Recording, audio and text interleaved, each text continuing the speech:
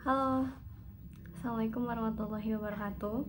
Welcome back to my video again. As usually with me Siti Sofianti dalam laporan akuntan. Nah, di pertemuan yang ketujuh kita akan membahas tentang sampling audit. Jadi ada beberapa pertanyaan di forum pertemuan ketujuh ini mengenai sampling audit.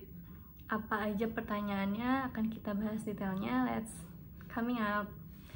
Jadi, di dalam pertemuan ketujuh ini, atau forum pertemuan ketujuh ini, kita akan membahas sampling audit. Dan ada beberapa pertanyaan, di antaranya ada 5 pertanyaan yang ada di dalam forum, dan kita akan jawab, maksudnya saya akan jawab. Yang pertama, berdasarkan literatur, apa saja metode sampling dalam pekerjaan audit? Yang kedua, apa saja pertimbangan dalam menentukan sampling?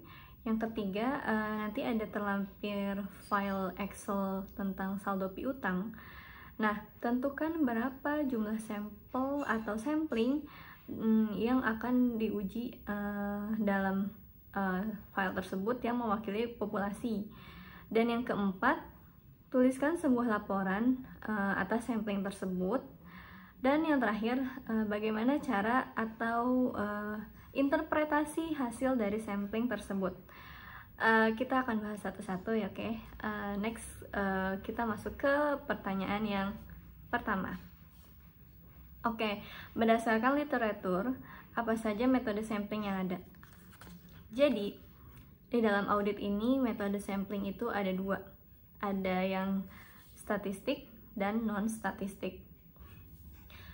Kita tahu kan ya, dalam pekerjaan audit itu masing-masing entitas atau klien itu punya daftar saldo yang beragam jenisnya, dan masing-masing KAP pun akan menetapkan jumlah sampling atau sampelnya tuh berbeda-beda gitu. Jadi sampling ini diambil dari banyaknya populasi, karena dalam pekerjaan audit itu nggak semuanya bisa disampling. Mungkin ada beberapa saldo atau akun-akun yang memang semuanya disampling atau dilakukan audit per seluruh populasi yang ada. Tapi ada beberapa akun yang memang tidak dilakukan audit atau pekerjaan auditnya ke semua populasinya. Jadi makanya dipilih sampling. Kenapa? Karena untuk mewakili dari banyaknya populasi tersebut. Kenapa sih nggak semua populasi aja kita lakuin pengecekan atau kita uji satu-satu gitu? Karena ketika semuanya dilakukan pengecekan atau pengujian satu-satu di seluruh populasinya, bayangkan kalau misalnya satu akun, contohnya aja piutang, karena mungkin ada beberapa entitas klien yang punya ratusan bahkan ribuan database tentang piutang. Dan coba bayangkan ketika auditor menguji satu-satu dan ada misalnya contohnya ada 10.000 transaksi piutang atau 10.000 database piutang, atau bahkan mungkin sampai 30 ribuan something gitu, itu bisa aja. Tapi ketika dilakukan sampling itu kan bisa mewakili dari semua populasi gitu kan ya, nggak mesti audit itu melakukan pengetesan sampai ke 30.000 tersebut gitu. Nah, makanya diadakan sampling. Jadi sampling ini mewakili atas populasi tersebut. Jadi pengujiannya nggak seluruhnya, tapi dapat mewakili atas data dari keseluruhan populasi tersebut. Nah, coba bayangin kalau misalnya auditor menguji 30.000 data, apa nggak memakan waktu yang banyak? Kita bayangkan misalnya 30.000, misalnya nggak usah 30.000 deh, 10.000 kita uji satu-satu. Itu cuma satu akun ya, misalnya akun piutang, database-nya ada 30.000 atau 10.000 gitu kan. Terus diuji satu-satu, terus belum akun-akun yang lainnya, akun aset, akun persediaan, akan lebih banyak lagi akun kewajiban atau ekuitas, itu juga belum diaudit. Ketika kita cuma ngerjain satu, maka akan memakan waktu yang lebih lama lagi. Selain itu kan biaya auditnya juga akan semakin bertambah gitu kan ya, semakin lama pekerjaan audit gitu. Dan waktunya juga kan kita misalnya biasanya audit kan akan dikejar-kejar oleh kapan rilisnya laporan keuangan. Biasanya kan Maret sampai awal April itu biasanya waktu-waktu yang sudah semakin singkat gitu ya, pekerjaan audit itu harus segera rilis gitu laporannya gitu kan. Jadi kalau misalnya dimulainya aja mungkin pas kuartal 4 laporan keuangan, mungkin akan semakin singkat, maksudnya akan tidak cukup waktunya kalau misalnya semua populasinya dilakukan pekerjaan audit. Makanya itu adanya sampel atau sampling untuk memudahkan pekerjaan audit.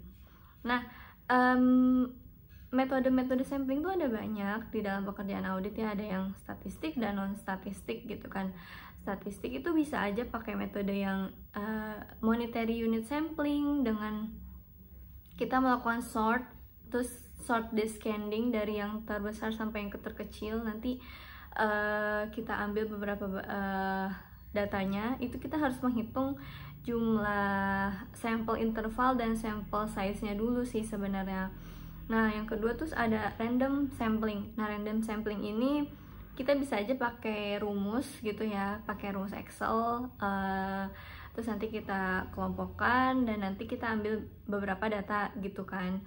Terus dan terakhir ada systematic sample selection. Nah, ini tuh bisa kita kan memang di awal menentukan sampel interval dan sampel size-nya. Dan dari situ tuh kita bisa nentuin kumulatif dan sampling sampling interval untuk sample selection ini gitu sih. Nah, untuk sampling ini kan biasanya memang harus mewakili dari seluruh populasi gitu kan ya. Jadi enggak yang asal-asalan atau mungkin ya udah di sort terus diambil beberapa data tuh enggak seperti itu gitu. Untuk menentukannya juga kan banyak caranya juga gitu. Nah, itu metode yang non statistik. Satu lagi itu dengan judgment, atau mungkin bisa perkiraan aja sih. Judgment kan mungkin dianggap oh saldo ini lebih besar, oh saldo itu lebih besar gitu kan ya. Jadi dianggap yang transaksinya paling besar dan mungkin jadi curigain audit. Jadi ya itu sih yang dilakukan judgementnya gitu. Dari auditornya sih pandangannya, oh mungkin ini transaksinya dianggap terlalu tinggi atau terlalu signifikan gitu, dan membuat auditor mencurigai transaksi tersebut, makanya langsung dilakukan pengujian gitu atas judgement tersebut gitu. Nah, kita next ke pertanyaan selanjutnya, apa saja pertimbangan dalam menentukan sampling di dalam audit? Pertimbangannya banyak ya. Yang pertama, berapa jumlah sampel yang mau kita uji atau mau kita ambil yang mewakili populasinya. Terus yang kedua, unit mana saja yang mau kita sampling gitu kan, mau kita ambil nih, apakah misalnya piutang, kas, dan yang lainnya gitu kan. Maksudnya mau misalnya kita ngambil piutang, terus mau kelompok apa saja yang akan kita sampling, terus mau yang kayak gimana kriterianya, kayak gitu sih. Dan yang terakhir tuh bagaimana interpretasinya atau hasil dari evaluasi setelah kita melakukan proses audit dan kita tahu nih hasilnya seperti apa gitu. Itu tuh berpengaruh juga. Nah, selain itu, misalnya kita udah tahu nih ya, kita tahu udah jumlahnya berapa, unit mana yang mau disampling gitu kan ya. Terus oke, interpretasi mungkin bisa belakangan gitu kan, hasilnya sesuai proses auditnya. Tapi saat prosesnya, maksudnya saat kita mau menentukan sampling itu kan ada beberapa pertimbangan dong gitu kan. Nggak cuma jumlah sampling dan unit mana saja, tapi bagaimana kayak keterbukaan informasinya dari si klien. Misalnya kita mau ngaudit si saldo piutang gitu kan.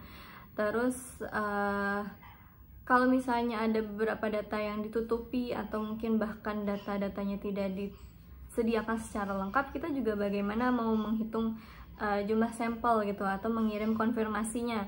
Misalnya kita udah menentukan misalnya 10 sampel yang akan diambil gitu kan. Terus kita ngelakuin konfirmasi kepada pihak ketiganya misalnya gitu kan. Nah, tapi ketika klien tidak menyediakan informasi secara lengkap dan terbuka, maka kita pun akan sebagai auditor akan kesulitan gitu.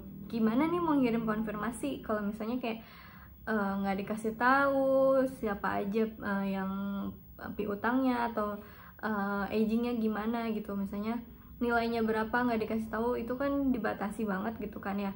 Jadi itu juga harus dipertimbangkan sih oleh auditor. Terus abis itu ada karakteristik unit-unit populasi. Misalnya ada yang piutangnya negatif, atau misalnya piutangnya tidak, misalnya jauh banget, misalnya yang lainnya ratusan juta terus ini tiba-tiba ratusan ribu, itu kenapa misalnya gitu kan. Kita juga harus tahu nih karakteristiknya gitu kan. Dan yang terakhir, ekspektasi tentang salah saji. Bisa aja overstatement atau understatement, kurang disajikan atau mungkin kelebihan disajikan, itu bisa aja sih. Makanya itu juga pertimbangannya juga kan sebelum menentukan sampling tersebut. Oke, ke pertanyaan yang ketiga. Nah, pertama kan kita ngasumsiin OM dari total aset itu, kita hitung PM-nya dari OM. Terus kita hitung sampel interval itu PM dibagi confidence factor. Confidence factornya itu dari ISA guidance, terus sampel interval itu PM dibagi confidence factor yaitu 3. Jadi PM dibagi 3 dapat segitu.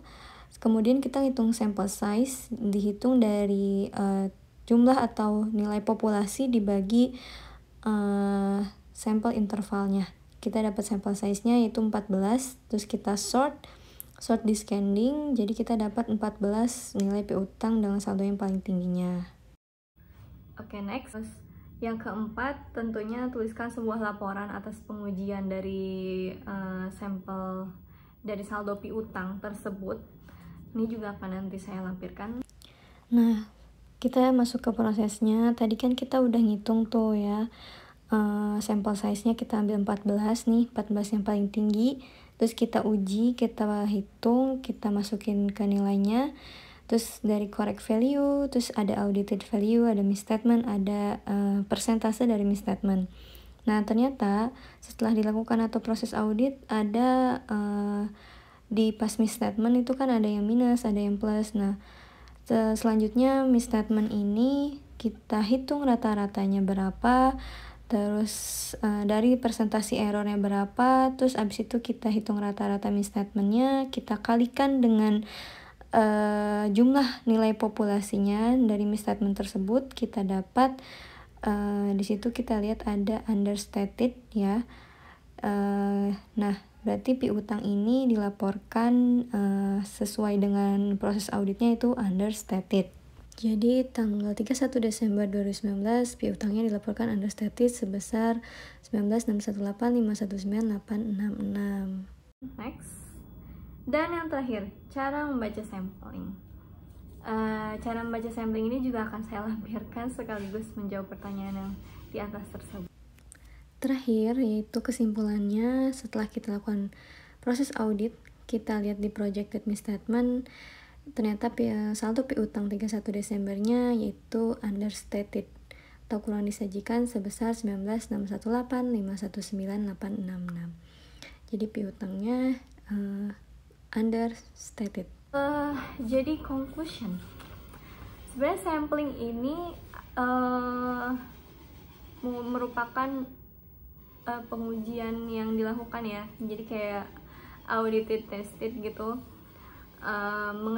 menguji saldo-saldo itu benar atau enggak. Misalnya gini, kita tahu nih sampel, misalnya kita tahu nih si ini tuh gimana saldonya. Ketika kita udah nentuin nih sampelnya, oh seberapa banyak, misal 20 atau 10 gitu, terus kita lihat nilai saldo piutangnya gitu kan, terus kita kirim konfirmasi kepada klien dan kita mendapatkan balasan gitu kan, pasti dari klien. Nanti klien nuliskan berapa piutang dari mereka, misalnya mereka merasa piutangnya berapa gitu kan, sesuai dengan catatan mereka juga. Terus nanti kita cross check nih, oh saldo yang ditulis segini, terus ini saldo yang setelah dilakukan proses pengiriman konfirmasi, yaitu yang kita udah audit, yang kita udah uji tuh ternyata segini. Nanti kita bandingkan, oh ini overstated atau understated ya gitu. Yang kita lihat tuh adalah ya nilai sesungguhnya, ya pasti nilai sesungguhnya. Terus ternyata yang di klien tuh berapa setelah dikonfirmasi. Terus ya udah kita nanti misstatementnya berapa, itu overstated atau understated. Terus nanti setelah kita tahu nih gitu berapa keseluruhan atau average misstatementnya, kita bisa nih memastikan bahwa saldo piutang PTA misalnya tanggal 31 Desember tahun 2019 misalnya dilaporkan understated atau overstated.